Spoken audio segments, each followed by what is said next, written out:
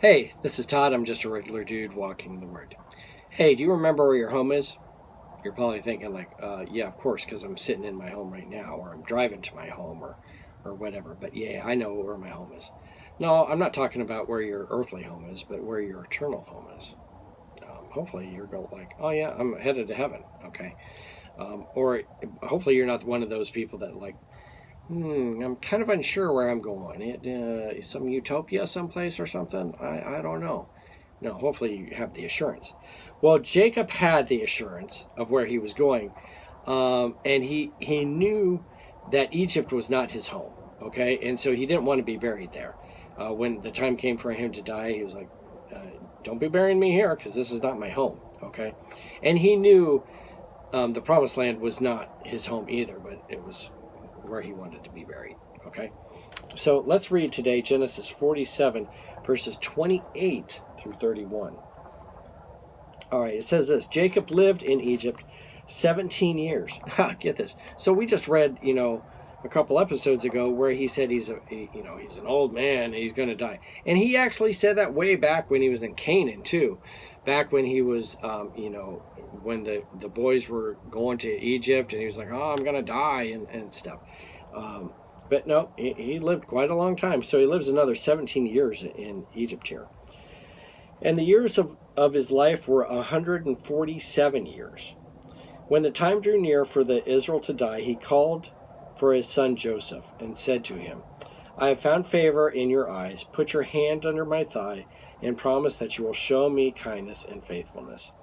Do not bury me in Egypt, but when I rest with my fathers, carry me out of Egypt and bury me where they are buried. I will do as you say, he said. Swear to me, he said. Then Joseph swore to him, and Israel worshipped as he leaned on top of his staff. Okay?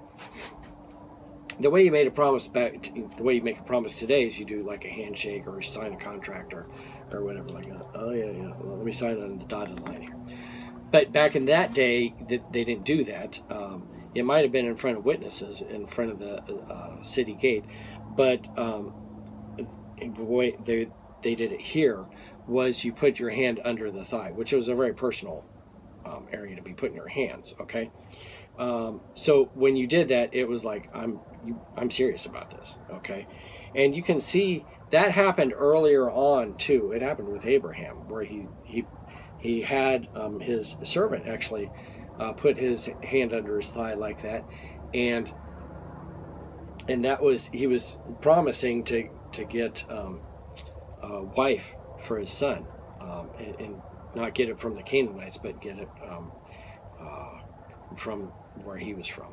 Okay, so this was a serious thing to put your hand under the thigh, and that's what they did to really kind of seal the deal. Okay, but he said, "Do not bury me in Egypt, but when I rest with my fathers, carry me out of Egypt and bury me where they are buried." Okay. This looks like it's not like it's like a big deal. Like, oh, okay, yeah, we'll take you away. When you read later, when they actually take him away to bury him, this was a huge deal. Okay, it was like all these people went on a big funeral march. With the Egyptians, they embalmed him and they took him way out. So it was a big deal.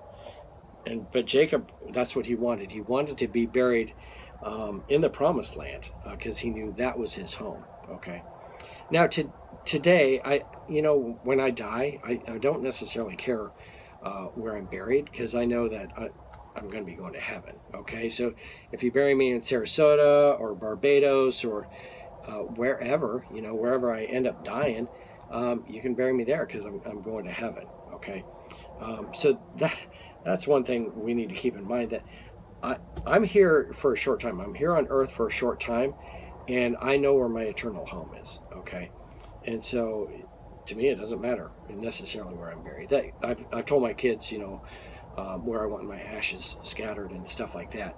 But if it doesn't get done that way and something happens, like, it's not the end of the world. Like, because my soul's going to heaven.